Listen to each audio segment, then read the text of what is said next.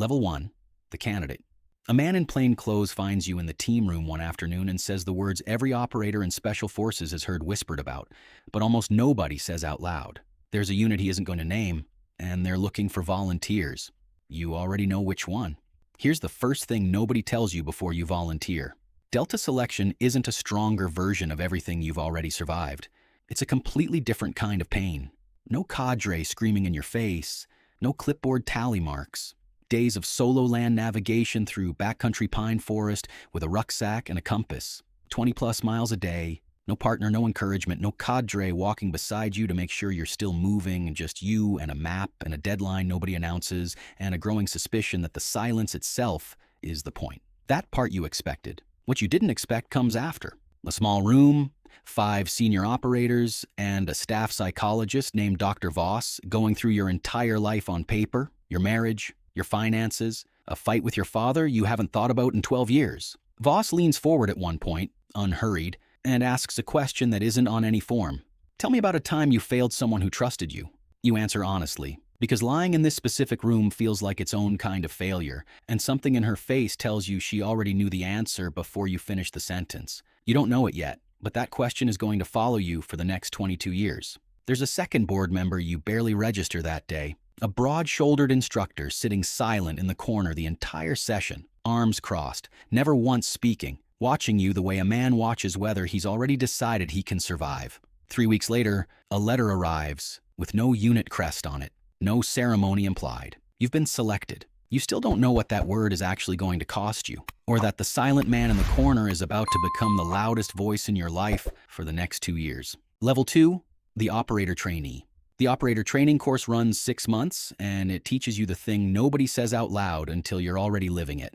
Everything you thought you knew about combat was the beginner's version. On the first morning, a wiry, unreadable man walks to the front of the room, and you recognize him instantly as the silent instructor from your selection board, Chief Warrant Officer Reyes. He doesn't mention the board. He never will. You spend weeks inside a windowless shoot house everyone just calls the fun house, clearing room after room until the walls seem to know your name, Reyes correcting your stance with 2 words and never explaining further because he expects you to already understand why. You learn to drive like your life depends on it. High-speed reverse exits, ramming through blocked intersections, evasive turns at 70 miles an hour on a closed track, slick with last night's rain, tires screaming, your knuckles white on the wheel long after the instructor calls the run finished. You cross-train on sniper rifles you'll likely never fire operationally because Delta believes every operator should be able to do every job on the team if the day ever demands it. Near the end of the course, Reyes watches you clear a live fire room in under 4 seconds. Fast, but not clean. Your angle's slightly off on the second target. He doesn't correct you this time. Instead, he says, the only thing close to praise you'll get from him all course. Fast enough that it doesn't matter if you're perfect. You nod like you understand. You don't. Not really. Not yet. You graduate quietly. There's no beret ceremony this time. They hand you gear instead of a hat, and somehow that feels like it means more. Level 3, the assaulter. You're assigned to Bravo Squadron. 40 operators split into troops. Troops split into small assault teams. Your team leader is a compact, calm man named Sergeant Major Ellis, who introduces himself with exactly 1 sentence, delivered without warmth or coldness. Just fact. You'll know if I'm impressed. I won't tell you. Your first real mission comes 11 weeks later, a hostage rescue in a country the news will only ever describe as an undisclosed location if it mentions it at all. You rehearse the compound layout for 4 straight days on a taped-out mock-up built from plywood and rope, running the breach sequence until your body could do it unconscious, until the plywood hallway feels more familiar than your own house back home. Here's the part nobody prepares you for.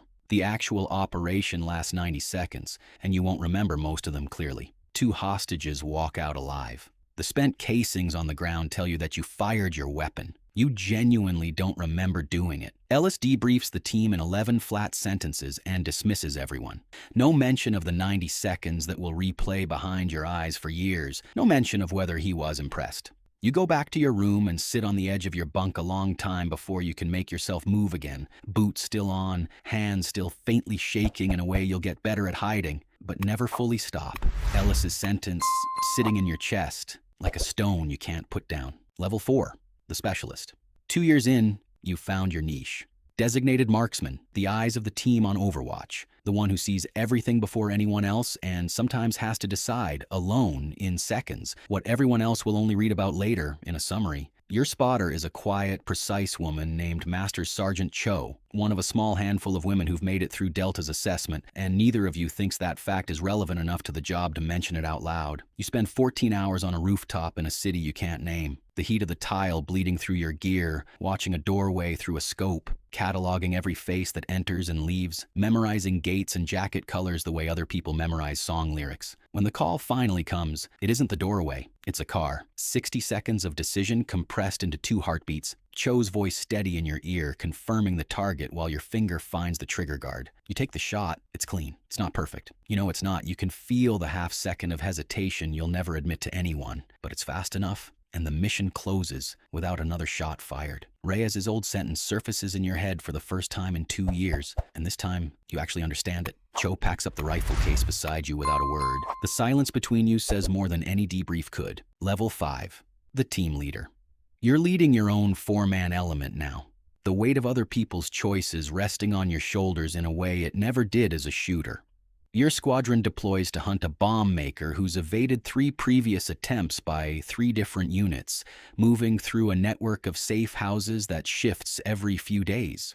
You build the pattern of his life over 6 weeks from fragments. A phone that pings twice a week from a different cell tower each time. A courier who always takes the same 3 streets at the same hour. A wife who buys bread from the same bakery every Thursday morning without fail. Small habits nobody thinks to hide because nobody expects to be watched this closely.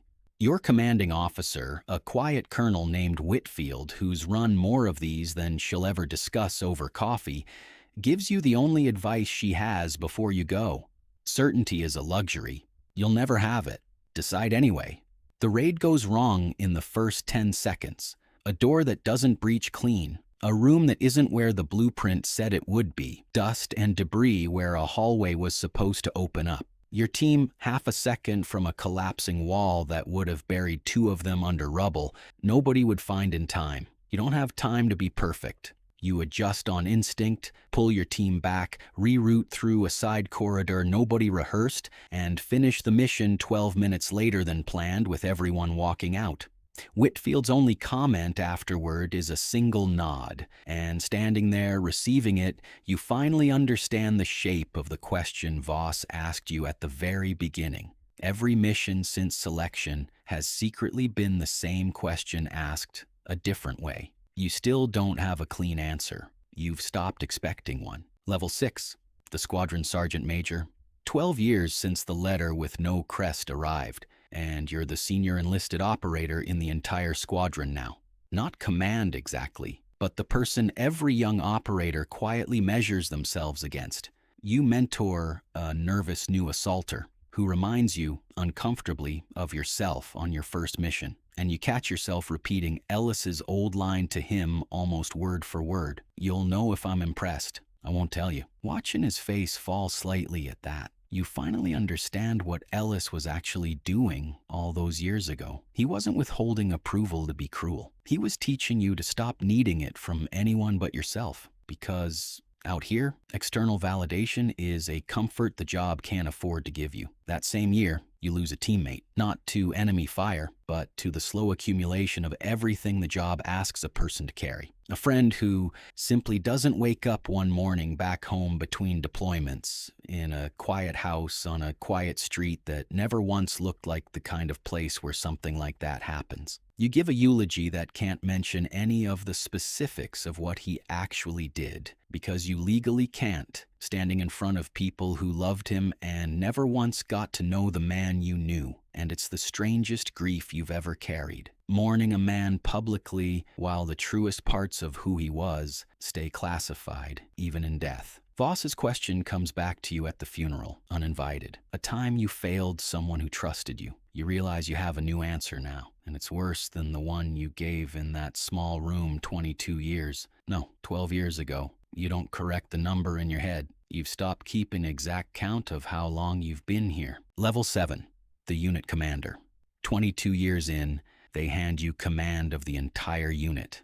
The thing you couldn't even say out loud the day a stranger in plain clothes tapped your shoulder outside a team room. You sit now on the other side of a small room, one of 5 senior operators beside a staff psychologist, reviewing a nervous candidate's entire life on paper. You ask him, because it's your turn to ask it now. Tell me about a time you failed someone who trusted you.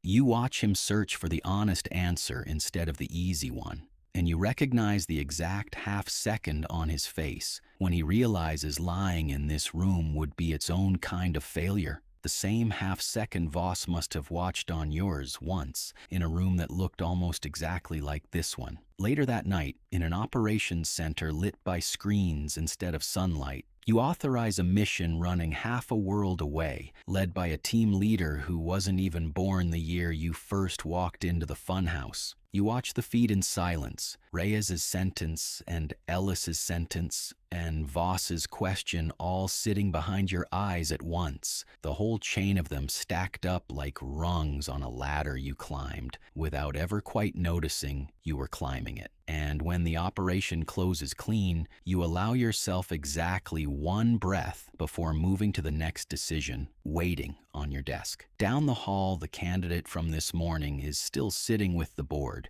still deciding how much of the truth he's willing to hand over to people who will use it to decide whether he becomes what you became. In a few years, if he's still standing, someone will hand him a line he didn't earn and won't understand yet either. Reyes's line, or Ellis's, passed down the way everything real in this unit gets passed down, quietly, without a ceremony, from one tired person to the next. You already know what he doesn't. The hardest part was never getting selected. It was learning to live with the question that never actually stops being asked.